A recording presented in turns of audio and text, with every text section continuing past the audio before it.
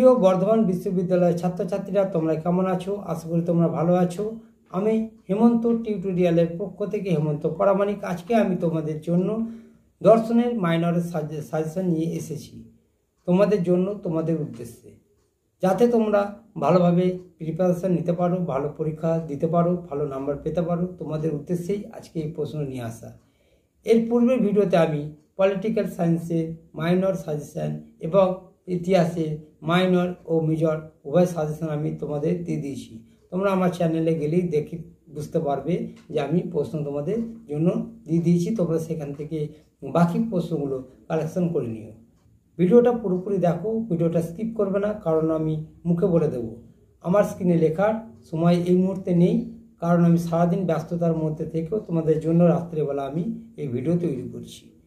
তো একটু তোমাদের কাছে আমি ক্ষমা চেয়ে নিচ্ছি। তোমরা একটু কষ্ট করে মনোযোগ সহকারে শুনে কষ্ট করে তোমরা খাতায় লিখে রাখো। আমি একটা প্রশ্নকে দুবার বলে দেবো এবং বলে দেবো কোন প্রশ্নটা অধিক গুরুত্বপূর্ণ, খুব ভালোভাবে করবে সেরকম আমি বলে দেবো। তোমরা স্কিপ করে দেখলে তোমরা কিন্তু বুঝতে পারবে না। সেই হিসাবে বলছি, তোমরা মনোযোগ সহকারে শোনো এবং খাতায় লিখে রাখো। তো বেশি সময় নষ্ট না করে আমরা মূল প্রশ্নে চলে আসি। তবে মূল প্রশ্নে যাওয়ার আগে একটা কথা বলি যে তোমাদের যদি মনে হয় যে পরবর্তী ভিডিও সহজেই পেতে চাও, তাহলে তোমরা কিন্তু চ্যানেলটিকে সাবস্ক্রাইব করে রাখো, যাতে পরবর্তী ভিডিও ছাড়া মাত্রই তোমাদের কাছে পৌঁছে যায়। আর ভালো লাগলে, উপকার পেলে অবশ্যই লাইক কমেন্ট করে জানাবে। তো বেশি দেরি না করে আমরা মূল প্রশ্নে চলে আসি।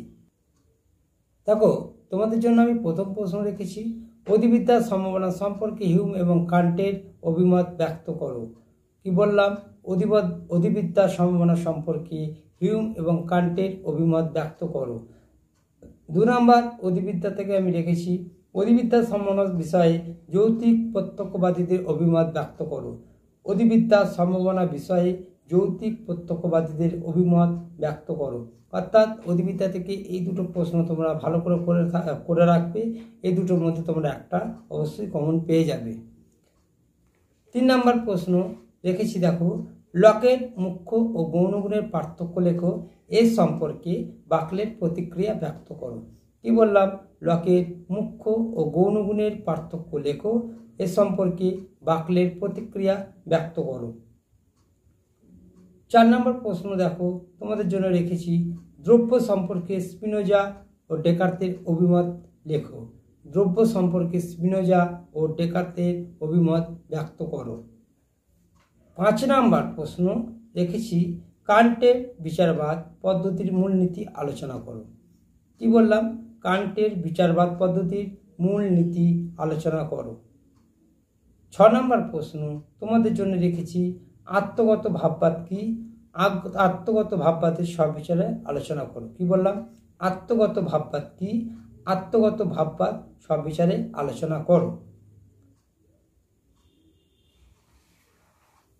এগুলি প্রত্যেকটা কিন্তু 5 মানের প্রশ্ন। এগুলি কিন্তু প্রত্যেকটা 5 মানের প্রশ্ন। 7 নম্বর প্রশ্ন দেখো, তোমাদের জন্য রেখেছি, চার্বাক দর্শনকে জড়বাদী দর্শন বলা হয় কেন? জড়বাদ কি? প্রশ্নটা এভাবে আসতে পারে, জড়বাদ কি? চার্বাক দর্শনকে জড়বাদী দর্শন বলা হয় কেন? 8 নম্বর প্রশ্ন দেখো, বৌদ্ধ দর্শনে পতিত সমুৎপাদ ব্যাখ্যা করো। কি বললাম? বৌদ্ধ দর্শনে পতিত সমুৎপাদ ব্যাখ্যা করো। 9 নম্বর প্রশ্ন তোমাদের জন্য রেখেছি, বৌদ্ধ ক্ষণিকবাদ ব্যাখ্যা করো বা বৌদ্ধ ক্ষণিকত্ববাদ ব্যাখ্যা করো। কি বললাম? বৌদ্ধ ক্ষণিকত্ববাদ ব্যাখ্যা করো। 10 নম্বর প্রশ্ন তোমাদের জন্য রেখেছি, অষ্টাঙ্গিক মার্গ কি? অষ্টাঙ্গিক মার্গের সংক্ষিপ্ত পরিচয় দাও। কি বললাম? অষ্টাঙ্গিক মার্গ কি? অষ্টাঙ্গিক মার্গের সংক্ষিপ্ত পরিচয় দাও। অথবা প্রশ্নটা এভাবেও আসতে পারে, বৌদ্ধ মতে অষ্টাঙ্গিক মার্গ বা চতুর্থ আর্য সত্য ব্যাখ্যা করো। কি বললাম? বৌদ্ধ মতে অষ্টাঙ্গিক মার্গ বা চতুর্থ আর্য সত্য ব্যাখ্যা করো। এই মাত্র 10টি প্রশ্ন আমি 5 মানের প্রশ্ন তোমাদের জন্য রেখেছি, মাত্র 10টি প্রশ্ন। যেহেতু তোমাদের নিউ সিলেবাস, নতুনভাবে তোমাদের সব কিছু তৈরি করতে হবে, সেই হিসাবে আমি তোমাদের কিন্তু খুব কম প্রশ্ন দিয়েছি। তো মাত্র 10টি প্রশ্ন তোমাদের লিখতে হবে, 4টি প্রশ্ন। তোমরা এই 10টি প্রশ্ন তৈরি করে গেলে তোমরা এর মধ্যেই 4টি কমন পেয়ে যাবে। এবার আমরা 10-এর মানের প্রশ্ন আসব। 10-এর মানের প্রশ্ন আমি তোমাদের জন্য রেখেছি। ভারতীয় দর্শন বলতে কি বোঝো? এর সাধারণ বৈশিষ্ট্যগুলি আলোচনা করো। কি বললাম? ভারতীয় দর্শন বলতে কি বোঝো? এর সাধারণ বৈশিষ্ট্যগুলি আলোচনা করো। 2 নম্বর প্রশ্ন, চারবাক দেহাত্মবাদ বা ভূত চৈতন্যবাদ ব্যাখ্যা করো। চারবাক দেহাত্মবাদ বা ভূত চৈতন্যবাদ ব্যাখ্যা করো। 3 নম্বর প্রশ্ন রেখেছি, চারবাক মতে প্রত্যক্ষই একমাত্র প্রমাণ। চারবাকদের এই উক্তিটি ব্যাখ্যা করো। কি বললাম? চারবাক মতে প্রত্যক্ষই একমাত্র প্রমাণ।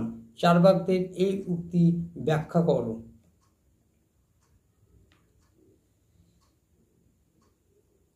4 নম্বর প্রশ্ন রেখেছি, জৈন অনেকান্তবাদ ব্যাখ্যা করো। জৈন অনেকান্তবাদ ব্যাখ্যা করো। এই মত কি গ্রহণযোগ্য?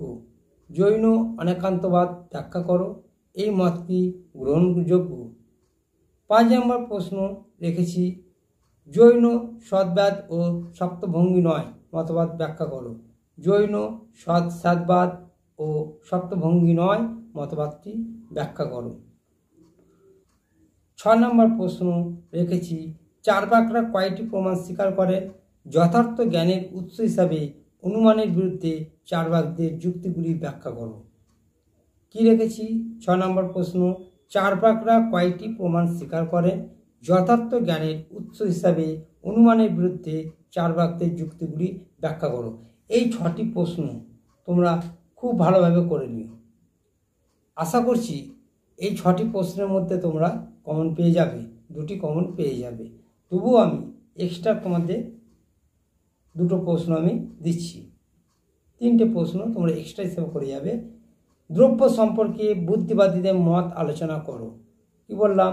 দ্রব্য সম্পর্কে বুদ্ধিবাদীদের মত আলোচনা করো।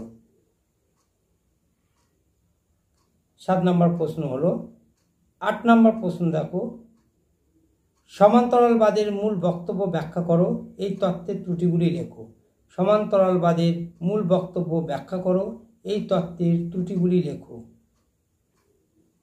9 নম্বর প্রশ্ন, দেহ ও মনের বিষয়ে ডেকার্তের ক্রিয়া প্রতিক্রিয়া ব্যাখ্যা করো। দেহ ও মনের বিষয়ে ডেকার্তের ক্রিয়া প্রতিক্রিয়া ব্যাখ্যা করো। মাত্র 9টি প্রশ্ন তোমাদের আমি দিলাম। তো এই 9টির মধ্যে থেকে তোমাদের 2টি কমন পেয়ে যাবে। তোমরা 2টি কমন পেয়ে যাবে। তার মধ্যে বলে দিলাম 6টা খুব ভালোভাবে করে যেও। এই 6টা তোমরা যদি ভালোভাবে করে নিতে পারো, আশা করছি এই 6টার মধ্যে তোমরা 2টো পেয়ে যাবে। তবুও তোমাদের 3টে এক্সট্রা আমি দিলাম।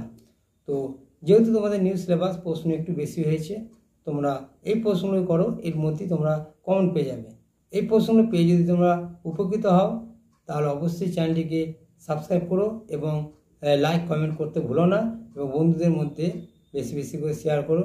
তোমরা ভালো থেকো, সুস্থ থেকো, আমার সঙ্গে থেকো। ধন্যবাদ।